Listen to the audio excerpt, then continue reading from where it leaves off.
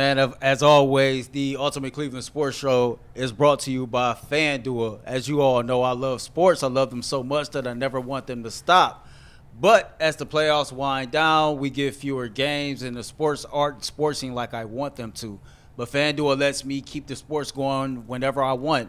All I have to do is open up the app and dream up bets anytime I'm in the mood. This summer, FanDuel is hooking all customers up with booster bonus daily.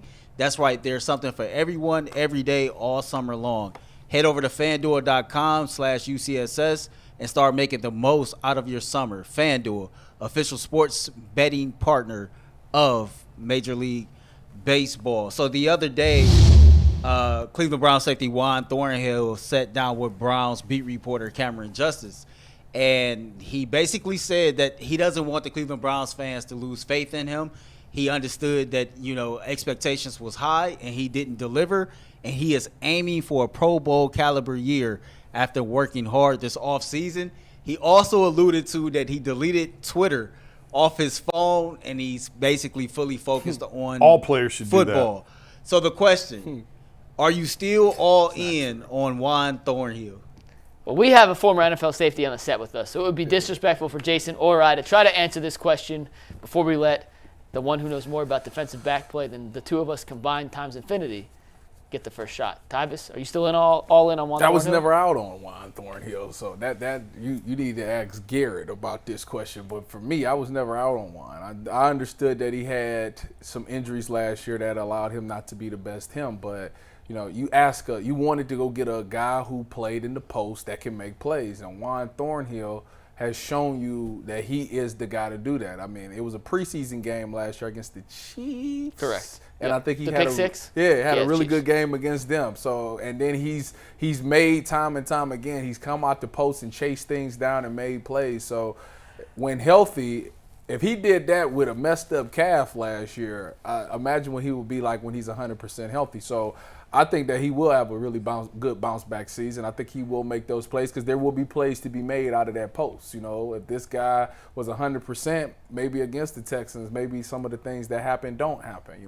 I think that a lot of that came down to some of the post play and some of the DB play in general to why they lost that game. So, yeah, I'm expecting a really good bounce back season with him. As far as the social media goes, Jason says that everybody should get rid of it. Sometimes you need that motivation. I'm not going to lie to you. Sometimes you need to read something just to get you upset a little bit, to get you going a little bit more. And that's why the media's here, including you. I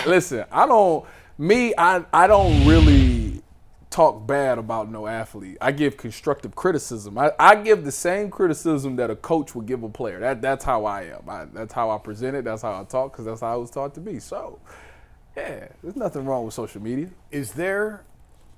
Tell me if I'm wrong, is there an injury that is worse, that sounds insignificant, than a calf injury? It sounds so insignificant. Oh, it's just a calf. You can't plant. It's debilitating. Do nothing. Yeah. It's debilitating. But that and a quad. I messed up my quad. It messed me up in the games. Yeah, anything lower extremities really bothers you. Like a finger and a toe is annoying. You can get through it, but it is annoying because every time you got to plant, like turf toe, take you right out. You don't even. That's actually the right just answer. Sit out. Turf toe. Sit out. Don't even try it. If you got turf toe, you are out. Yeah. Yeah, you're right. You're right on turf toe. But when I see calf, I'm like, oh man, like Donovan Mitchell. When Donovan strained his calf, I'm like, well, you're done. You're done. That's a month. And you think you're over it, you come back, you just re-aggravated it, there go another 3 weeks. That's exactly how my quad was. It just lingers and lingers and lingers. I've seen baseball seasons wrecked over calves. I've seen basketball seasons wrecked, football seasons wrecked, and you'd think it's not that big of a deal, but it is a massive deal. So I'm with you. I was never out on Juan Thornhill. When a guy strains his calf, what do you expect? What do you want from him? A guy that's literally flying out of the post to make plays, that has to run. His best ability is his ability to run sideline to sideline. And, yeah, his calf is messed up. Yeah, he's not going to be the same. He had, by all statistical measures, the worst year of his career last year. And a big reason of that was due to injury. Mm-hmm. It's the first time in his career he's really missed games. He had played in at least 16 games in each of the first 5 seasons of his career. Then last year, played in 11. Last year was the first year in his career he didn't generate a single turnover. Part of that, he missed games because of the injury. We saw guys like Ronnie Hickman step up and play extremely well in that role last year, Tyvus. We saw, and we know Rodney McLeod brings a veteran presence, and we think DeAnthony Bell should take that next step forward. Mm-hmm. I think what Juan Thornhill brings to this team, and from a leadership and culture standpoint, may be even more valuable than what he contributes actually on the field come Sundays, because, and I don't mean this as a disrespectful thing whatsoever, but I'm not 100% certain he's one of their 2 best safeties. I'm not. Like, if you told me Juan Thornhill better than is not. Like, if you told me Ronnie Hickman was going to end up being better than Juan Thornhill this year, I'd be like, I could see it. I wouldn't be totally shocked by that. I'd still defer to Thornhill. I'm not saying. I'm just saying I'm not 100% certain it'd be like that. I wouldn't be shocked by that because he's a Buckeye. Go Bucks. But you get what I'm saying, though. So, like, if it would throw me for a loop. I'd be pretty surprised. It would throw me for a loop, for sure. Maybe I'm too high on Hickman. Who knows? But my point is that safety room is loaded, Ty. And what he brings from a championship experience standpoint, being a guy who's won Super Bowls in Kansas City, and I'm not sure how many other guys on the roster the Browns have that have actually won Super Bowls. I'm trying to think off the top of my head real quick. None. Is he the only one? McLeod has one with Philly. Oh, yeah, McLeod got one. Anyone else? Was Jordan Hicks there with him? Jordan Hicks. Did Hicks win one with Schwartz in Philly? So 3 guys with the ability and the playoff experience and the championship experience and knowing what it takes to win at that level. There's less of that on this roster than there are talented safeties. So I think his biggest contribution, because he's a good contributor on the floor, on the field when he's healthy, there's no doubt about that.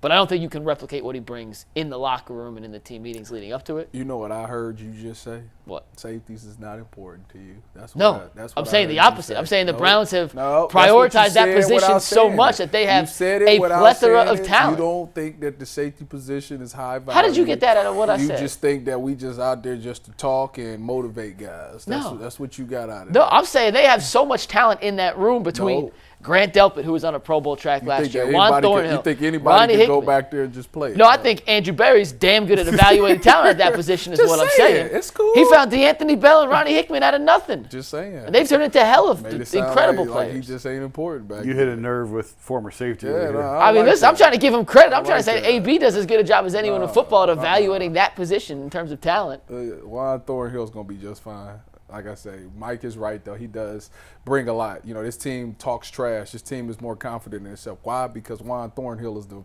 first person that's talking the most trash. I ain't never seen somebody that just talk to an offense and just harass offenses. I like it, though, because I tell you what, if it was my team, I'd be right there with you front line. I'd be me and you, we probably get kicked out some games the way I'll be talking. Did you talk? Did you talk a lot? Oh, he talked all the time. Me?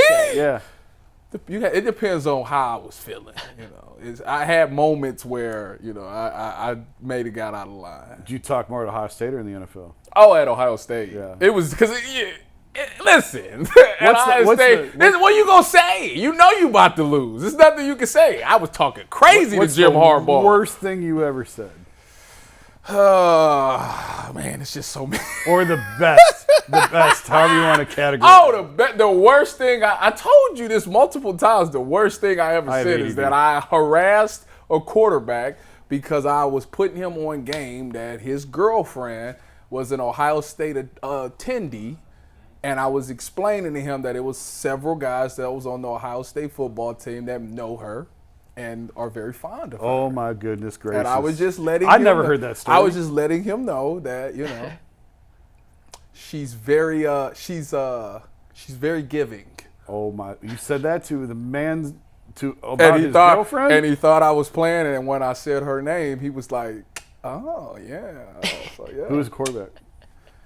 Well, let's just say he was a former Cleveland Brown. Oh, God. Former Cleveland Brown. Brady Quinn. No, he wouldn't have played Brady. No, it was way before your time. Go Bucks. I will spend the rest of the show going to the Browns quarterbacks. Anyways, what we got next? That's hilarious. That is. Have you heard that story before? I think he told it to us off air before. I had heard the story, and I feel like tell him a lie. I feel like it was Indiana was the team. Was it a Big Ten team? Non-Big Ten. Deshaun Kaiser.